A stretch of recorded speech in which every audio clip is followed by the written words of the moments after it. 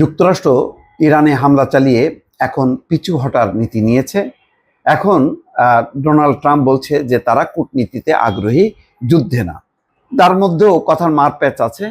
সেই মারপ্যাচ থাকলেও এটা স্পষ্ট যে যুক্তরাষ্ট্র আর এই যুদ্ধকে এগিয়ে নিতে চায় না। তারা হামলা করে এখানেই এর জবনিকা টানতে চায়। ইতিমধ্যে ইসরায়েলকেও সেই বার্তা দিয়েছে, যাতে ইরানের কাছে বার্তা পৌঁছানো হয় যে ইসরায়েলও আর যুদ্ধ করবে না।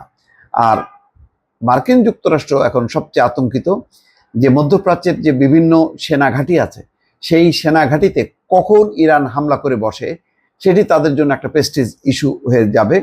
ফলে এখন দ্রুত বেগে ডোনাল্ড ট্রাম্পের উদ্দেশ্য যে ঘটনা তারা ঘটিয়েছে সেই ঘটনার যাতে শোধ না তুলতে পারে ইরান। ইতিমধ্যে ইরান বেশ এগিয়েছে কূটনীতিতে। তার পক্ষে রাশিয়া, চীন, তুরস্ক এবং মোটামুটি শক্তিশালী আরব দেশগুলো তারা এই যুক্তরাষ্ট্রের এই হামলাকে পছন্দ করেনি, নিন্দা করেছে। রাশিয়া এবং চীন তো সরাসরি নিন্দা করেছে এবং এরদোয়ানও এখন সোচ্চার যে এই হামলার বিরুদ্ধে। এই অবস্থায় আন্তর্জাতিক কূটনীতিতে ডোনাল্ড ট্রাম্প বলা যায় ধরা খেয়ে এবং যাতে মার্কিন কোনো স্থাপনায় ক্ষতিগ্রস্ত না হয়, আঘাত না আসে ইরানের তরফ থেকে, সেই কারণেই বলছেন যে তিনি কূটনীতিতে আগ্রহী, অর্থাৎ কূটনৈতিক প্রচেষ্টার মধ্য দিয়ে এটা একটা শান্তিপূর্ণ একটা আলোচনা, যুদ্ধ থামানো যায় বা শেষ করা যায়, সেই কথাই তিনি বলছেন। দর্শক, যুক্তরাষ্ট্রের প্রেসিডেন্ট ডোনাল্ড ট্রাম্প মনে করেন পারমাণবিক কর্মসূচি নিয়ে আলোচনায় না বসলে ইরানের জনগণের উচিত সরকারকে সরিয়ে দেওয়া। তবে তিনি এই সংকট সমাধানে কূটনীতিতে এখনো আগ্রহী। হোয়াইট হাউস সোমবার এই কথা জানিয়েছে বলে এপির খবরে বলা হয়েছে। হোয়াইট হাউসের press secretary Caroline Leavitt Fox নিউজকে বলেন, যদি ইরান সরকার শান্তিপূর্ণ কূটনৈতিক সমাধানে রাজি না হয়, তাহলে ইরানিদের কয়েক দশক ধরে দমনকারী এই সহিংস সরকারের ক্ষমতা কেড়ে নেওয়ার অধিকার জনগণের থাকা কি উচিত নয়? এই প্রশ্ন তার। ইরান নিয়ে প্রেসিডেন্ট ট্রাম্প এখনও কূটনীতিতে আগ্রহী। যুক্তরাষ্ট্রের স্থানীয় সময় শনিবার রাতে ইরানে 3টি পারমাণবিক স্থাপনায় হামলা চালায় ওয়াশিংটন। এই হামলার মধ্য দিয়ে যুক্তরাষ্ট্রে ইসরায়েলের হামলায় সরাসরি যুক্ত হলো। যদিও মার্কিন শীর্ষ কর্মকর্তারা বারবার বলছেন যুক্তরাষ্ট্রের লক্ষ্য ইরানের সরকার পরিবর্তন নাই। তবে রোববার সামাজিক যোগাযোগ মাধ্যমে ট্রাম্প নিজেই লিখছেন সরকার বদল হবে না কেন।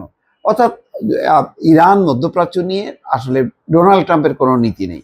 এটা হচ্ছে নেতানিয়াহু, ইসরায়েলের প্রধানমন্ত্রী, তারা যেভাবে পরিচালিত করছে সেইভাবেই নেতানিয়াহু আবেগপ্রবণ হয়ে সেই ঘটনাগুলো ঘটছে।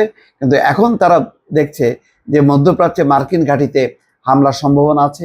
ইতিমধ্যে কাতার দূতাবাস, মার্কিন দূতাবাস সতর্ক বানিয়ে দিয়েছে যে কাতারে মার্কিনের যে শক্তিশালী ঘাঁটি আছে সেখানে 10,000 সৈন্য আছে। সেই 10,000 সৈন্য যাতে নিরাপদ অবস্থান নেয়, যে কোনো সময় হামলা করতে পারে ইরান। তো এই হামলায় যাতে তারা ক্ষতিগ্রস্ত না হয়। তো বিপদ টের পেয়ে ইতিমধ্যেই ডোনাল্ড ট্রাম্প এখন কূটনীতির কথা বলছে। আবার পাশাপাশি এই কথাও বলছে যে যদি কূটনীতিতে আগ্রহী না হয় তাহলে ইরানের জনগণ যাতে সরকার পরিবর্তন করে। কিন্তু মোদ্দা কথা হচ্ছে যে এখন ডোনাল্ড ট্রাম্প কিছুক্ষণ আগে গণমাধ্যমেও খবর এসছে যে ইসরায়েলের কাছে বার্তা পাঠিয়েছে, ইসরায়েল যেন বার্তা দেয় ইরানকে যে তারা আর যুদ্ধ চায় না, তারা আর হামলা করবে না, ফলে ইরানও যাতে হামলা না করে। কিন্তু ইরান বলেছে যে তারা মার্কিন যুক্তরাষ্ট্র যে হামলা করেছে তার শোধ না নেওয়া পর্যন্ত তারা এখনই নিবৃত্ত হবে না। ফলে খুব দ্রুতই এই মধ্যপ্রাচ্য বা ইরান ইসরায়েল যুক্তরাষ্ট্রের এই যুদ্ধের সংকট সমাধান হবে, এটি মনে না করার যথেষ্ট কারণ আছে। দর্শক, ভালো থাকবেন। আল্লাহ হাফেজ।